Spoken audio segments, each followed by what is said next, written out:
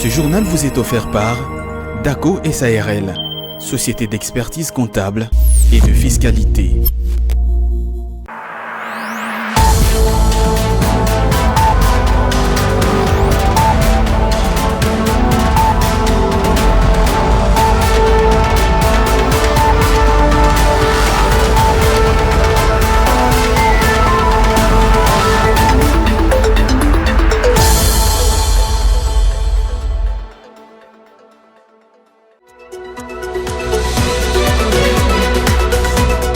Le ministre de Finances Nicolas Kazadi a échangé ce vendredi 13 octobre avec le président de la Banque mondiale, Ajay Banga. Au cœur de leurs échanges, les besoins de financement de la République démocratique du Congo pour la diversification de l'économie et les infrastructures, particulièrement la construction du barrage Grand Inga, à suivre dans cette édition du journal. Dans le cadre d'une mission d'évaluation préélectorale du Conseil consultatif électoral de la Communauté de développement des États de l'Afrique australe à Kinshasa, une délégation de cette communauté conduite par sa vice-présidente a été reçue ce vendredi par le premier vice-président de la Commission électorale nationale indépendante. À suivre également dans cette édition du journal.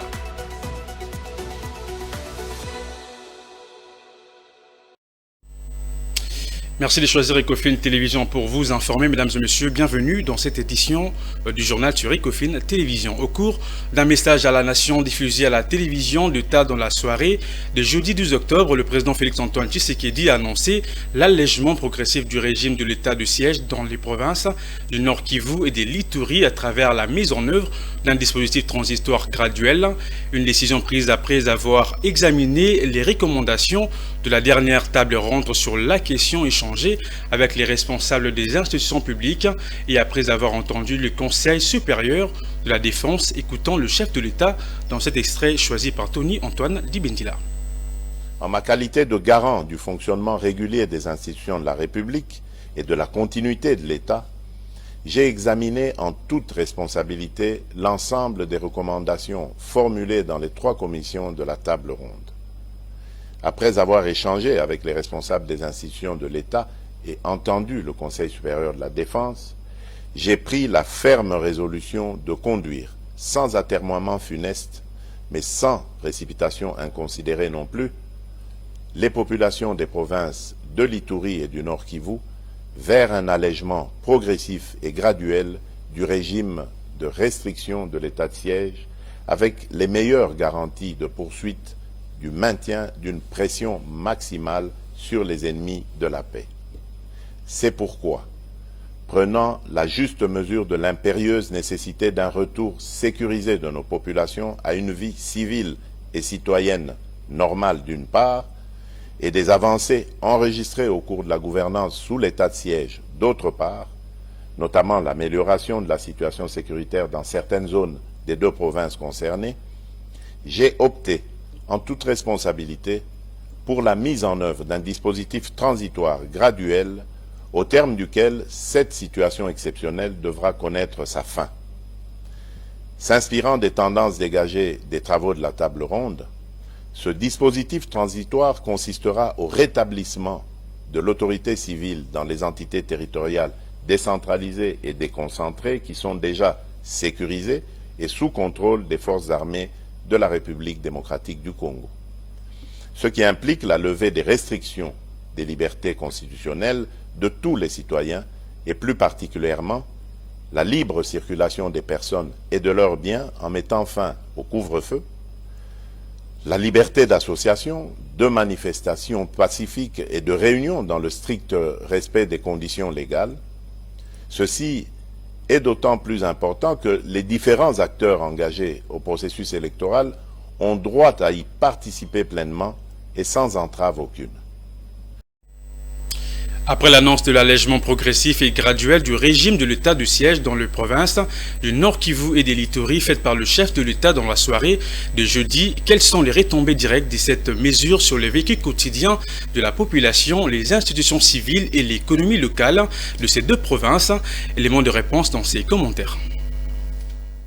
Le président de la République, Félix Tshisekedi, vient d'alléger de manière progressive et graduelle le régime de l'état de siège dans le Nord Kivu et l'Ituri. La mise en place d'un dispositif transitoire est censée conduire à la fin complète de cette mesure exceptionnelle. Ainsi, les retombées directes de cette mesure d'exception ont été énoncées, comme la fin du couvre-feu et le rétablissement des autorités civiles dans certaines entités décentralisées et déconcentrées. Dès à présent, il faudra noter les retours des services des nuits comme les nightclubs ou encore les terrasses, mais aussi les retours du trafic routier au-delà des heures interdites sous le couvre-feu. Il a été précisé par le chef de l'État le paiement des émoluments des acteurs des institutions provinciales comme les assemblées provinciales, les gouvernements provinciaux de 2 provinces concernées. Outre le retour des activités économiques la nuit, les manifestations pacifiques, les réunions et autres sont de retour. Quant aux juridictions civiles, elles ont recouvert le plein exercice de leurs compétences, sauf pour les dossiers ayant trait à la sûreté de l'État. Dans un autre chapitre, en marge des assemblées annuelles du groupe de la Banque mondiale et du Fonds monétaire international qui se tiennent à Marrakech au Maroc, le ministre congolais des Finances Nicolas Kazadi, présent à ces assises, s'est entretenu le jeudi 12 octobre avec le directeur général adjoint du FMI, Kenji Okamura. Leur entretien a porté sur le programme économique soutenu par le Facilité élargie du crédit. Suivez. Ces échanges avec les numéros 2 du Fonds monétaire international ont porté nécessairement sur le programme économique, soutenu par la Facilité élargie de crédit pour la République démocratique du Congo. À titre de rappel, ces programmes économiques soutenus par le FMI a été approuvé par le conseil d'administration de cette institution de Bretton Woods le 15 juillet 2021 et s'étend sur une période de 3 ans avec un financement d'environ 1,5 milliard de dollars américains. Il a notamment pour objectif de créer un espace budgétaire pour les dépenses prioritaires, de renforcer la politique monétaire et la stabilité financière et d'améliorer la gouvernance et le climat des affaires. Ainsi, dans le cadre de ces programmes, la République démocratique du Congo est déjà à sa 4e revue qui a été bouclée en mai dernier avec un décaissement de 200 millions de dollars américains en faveur du pays de Lumumba. S'agissant de la 5e revue qui sera probablement approuvée par le conseil d'administration du FMI, les pays affichent de signes encourageants grâce notamment aux efforts consentis par le gouvernement congolais. C'est malgré le contexte difficile de guerre dans sa partie Est, a souligné Kenji Okamura lors de cette rencontre avec Nicolas Kazadi. Pour ces derniers, la réussite de ces programmes, qui sera une première pour la République démocratique du Congo, est une condition indispensable avec en perspective la possibilité de négocier un nouveau. Il a enfin exprimé son appréciation de la qualité du travail et du dialogue entre le Fonds monétaire international et la République démocratique du Congo. Toujours dans ces mêmes chapitres, le ministre de Finances Nicolas Kazadi a également échangé avec le président de la Banque mondiale Ajay Banga. C'est vendredi 13 octobre. Ce dernier a souligné l'intérêt de travailler avec la République démocratique du Congo à travers un partenariat salué par tous. Commentaire. L'un des représentants de la République démocratique du Congo à ces rencontres annuelles des Bretton Woods, Nicolas Kazadi, n'a cessé de multiplier les échanges avec les élites mondiales de la finance. Après une entrevue avec le directeur général adjoint du FMI un jour plus tôt, le ministre congolais des Finances s'est entretenu avec le numéro 1 de la Banque mondiale, Ajay Banga. Cette réunion a porté sur les besoins des financements de la RDC pour la diversification de l'économie et pour les infrastructures, plus particulièrement la construction du barrage Grand Inga qui impactera plusieurs secteurs mais aussi impulsera l'industrialisation du secteur agricole et de l'économie verte. Pour le président de la Banque mondiale, l'investissement dans le projet Inga est capital. À cet effet, il a salué la loi y afférente en préparation qui va faciliter les développements. Pour rappel, le ministre congolais des Finances Nicolas Kazadi a toujours en marge de ses assises présidé plus tôt dans la semaine la réunion traditionnelle du groupe Afrique 2 des pays africains membres du FMI et de la Banque mondiale, cela en sa qualité de président en fonction de ce groupe. Au cours d'une conférence de presse tenue le jeudi à Kinshasa et organisée par le ministère de la Communication et Médias, la ministre de la Culture, qui était la principale intervenante, est revenue notamment sur deux processus. D'abord, celui de la mise en place d'une industrie culturelle et ensuite celui de la valorisation des lieux de mémoire. Face à la presse, la ministre Catherine Katungu Fura a souligné la nécessité de la mise en place de l'industrie culturelle créative via l'économie culturelle et l'intégration du numérique dans ce secteur. Il y a la mise en place de l'industrie culturelle créative par l'économie culturelle et l'intégration du numérique dans les secteurs. À ce niveau ici, nous avons obtenu une ordonnance du chef de l'État qui a été prise en faveur de l'INACO, qui est l'Institut national des archives du Congo. C'est pour la numérisation des archives nationales. Sans omettre la valorisation des lieux de mémoire. Processus qui a déjà connu l'identification de certains sites dans le but de documenter les classements du patrimoine.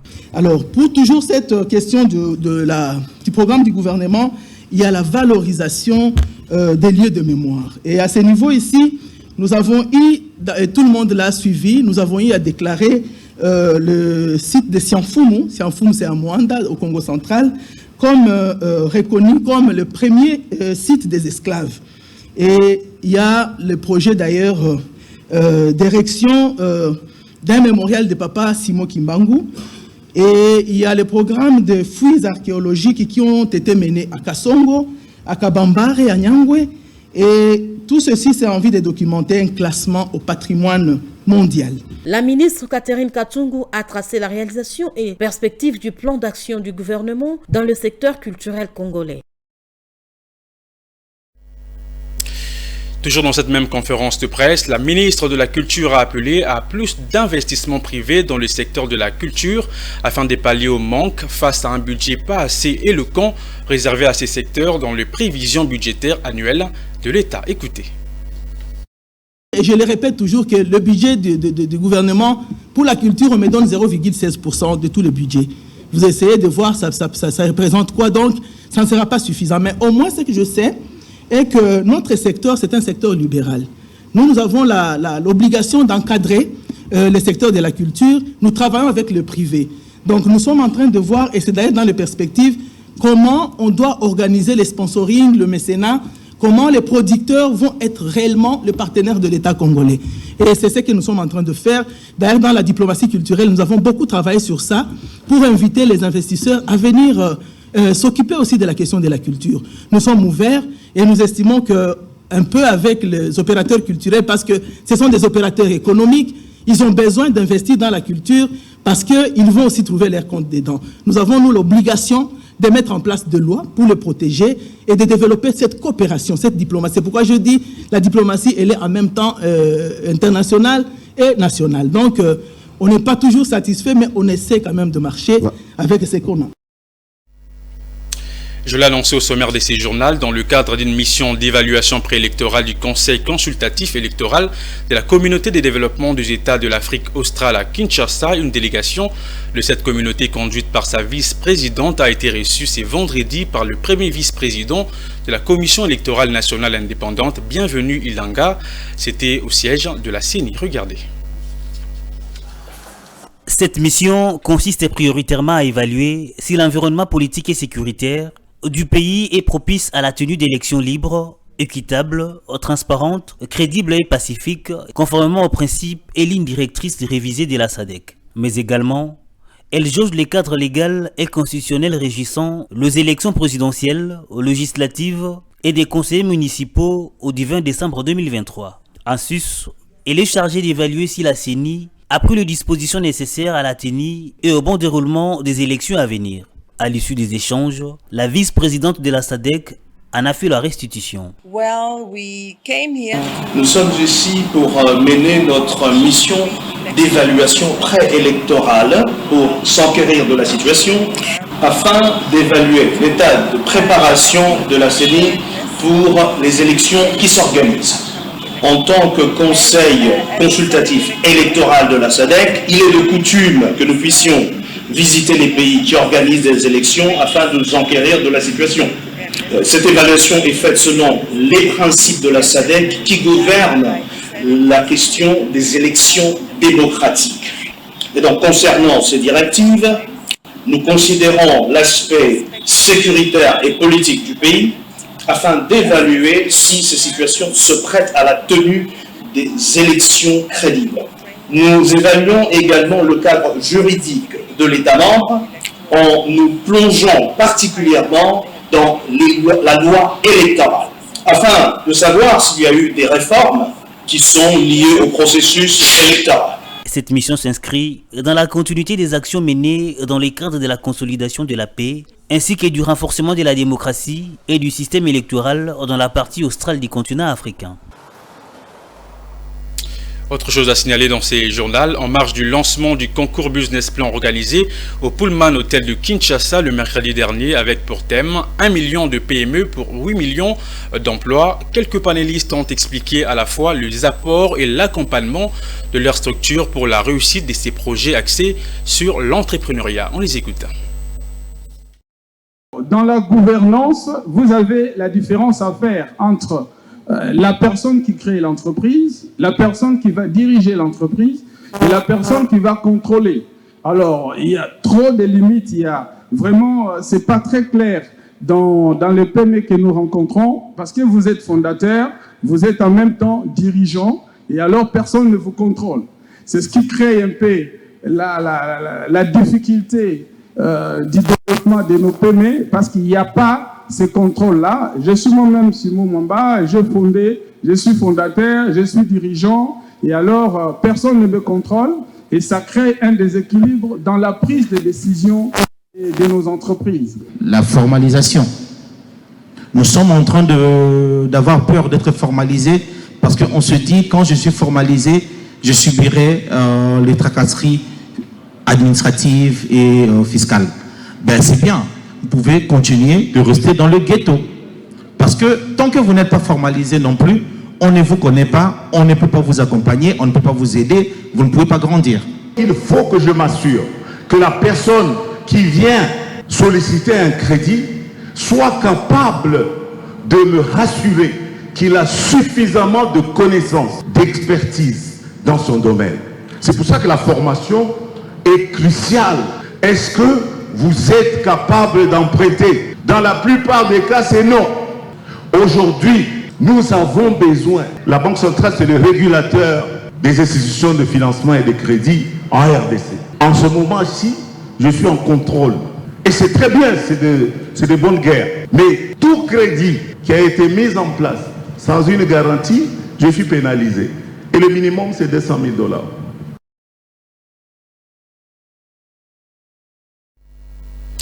Il s'est tenu ce vendredi 13 octobre une masterclass sur l'entrepreneuriat artistique à l'Académie des Beaux-Arts de Kinshasa sous le thème « Vendre, oui, comment s'y prendre ».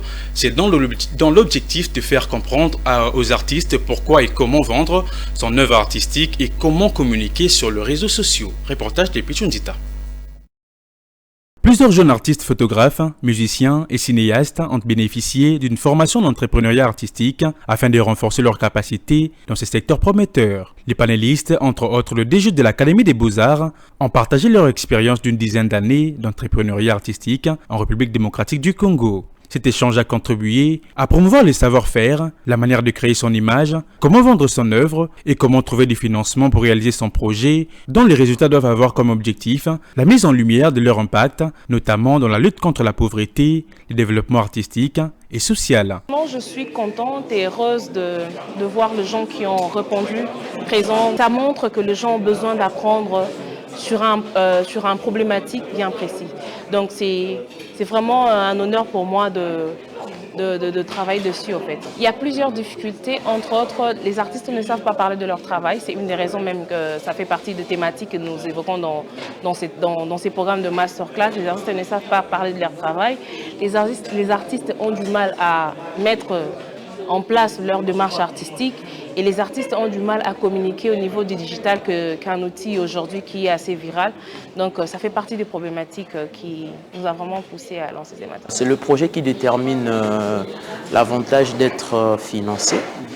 Les idées, bien sûr, tu peux avoir une superbe idée, mais tu la présentes de quelle manière? C'est ce qui compte beaucoup.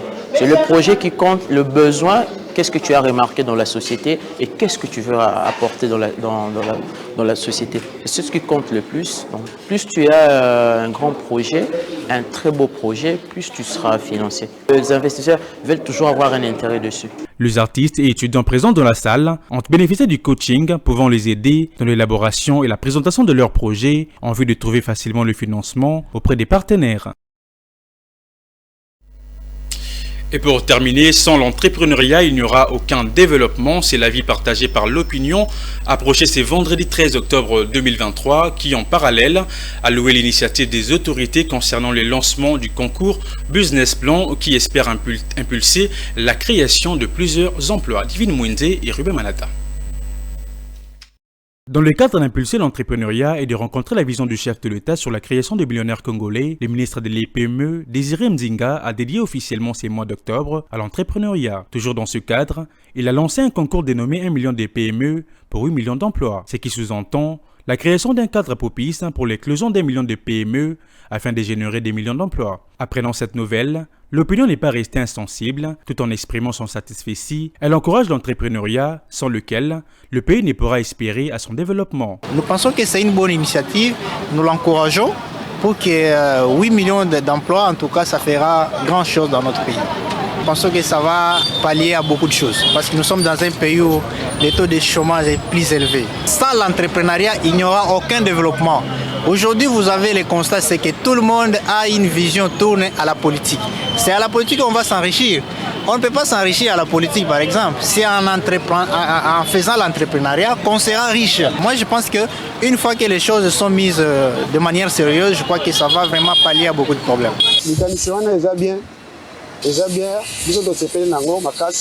Nous apprécions cette initiative. Cela pourrait également nous ouvrir plus d'opportunités dans ce que nous entreprenons. Notre plus grand souci est de voir notre pays se développer. Cela ne peut se passer que par de telles initiatives. L'entrepreneuriat est nécessaire car l'expérience nous apprend qu'aucune société dans le monde ne s'est développée sans elle. En RDC, cela n'est pas impossible. Nous avons de jeunes très compétents et dotés des potentiels nécessaires dont a besoin notre pays pour son développement. Le soutien de la jeunesse à travers donc de telles initiatives s'avère indispensable. Rappelons que 3 jours des états généraux sont prévus à Goma. Il s'en suivra l'édition Challenge qui va primer ceux qui ont excellé dans l'entrepreneuriat et les mois entrepreneurial va se clôturer par une rencontre le 30 octobre entre le jeune entrepreneur et le chef de l'État. Place à présent à la revue de presse des journaux parus ce vendredi avec Juvette Melou.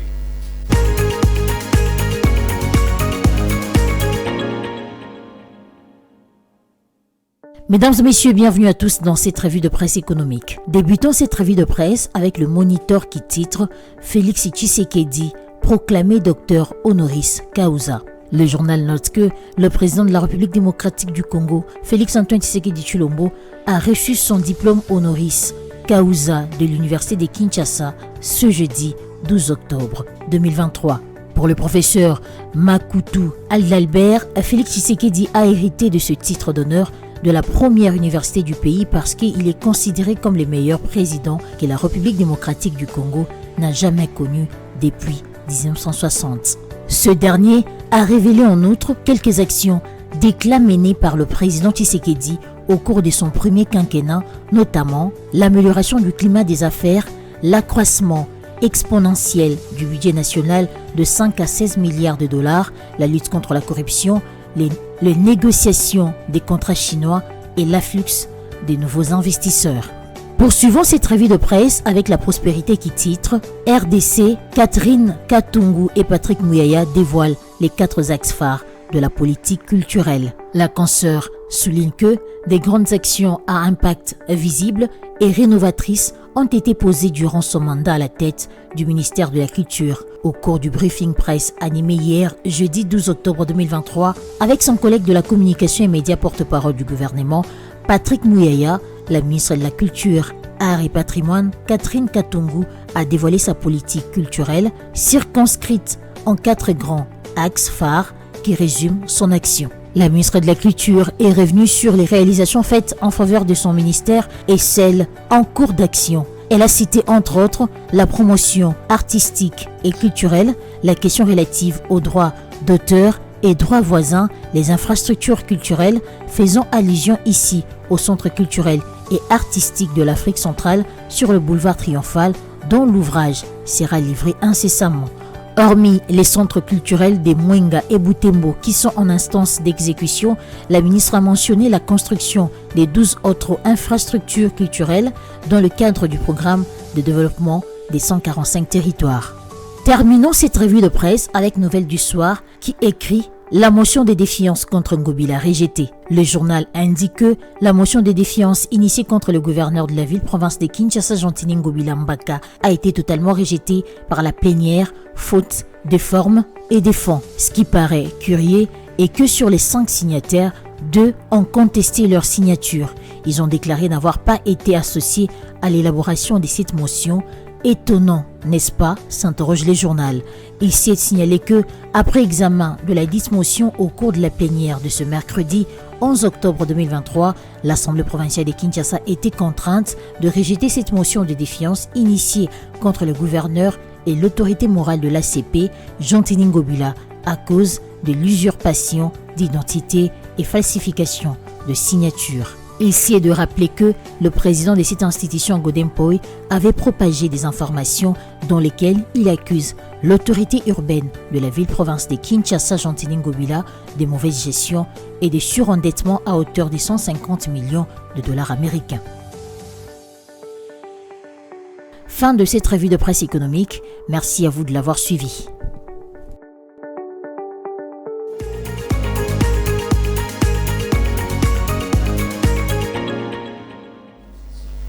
C'est la fin de cette édition du journal, mesdames et messieurs, mais avant de nous quitter, voici le rappel des titres.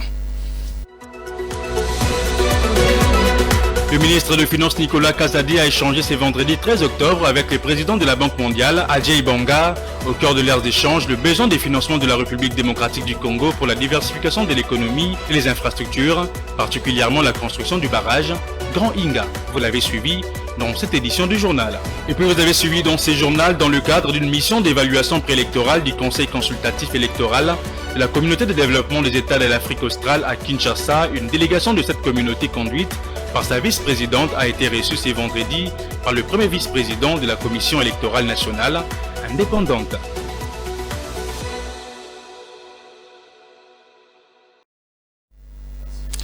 Ce journal est complètement terminé, mesdames et messieurs. Merci de l'avoir suivi et bonne suite des programmes sur nos antennes. Au revoir.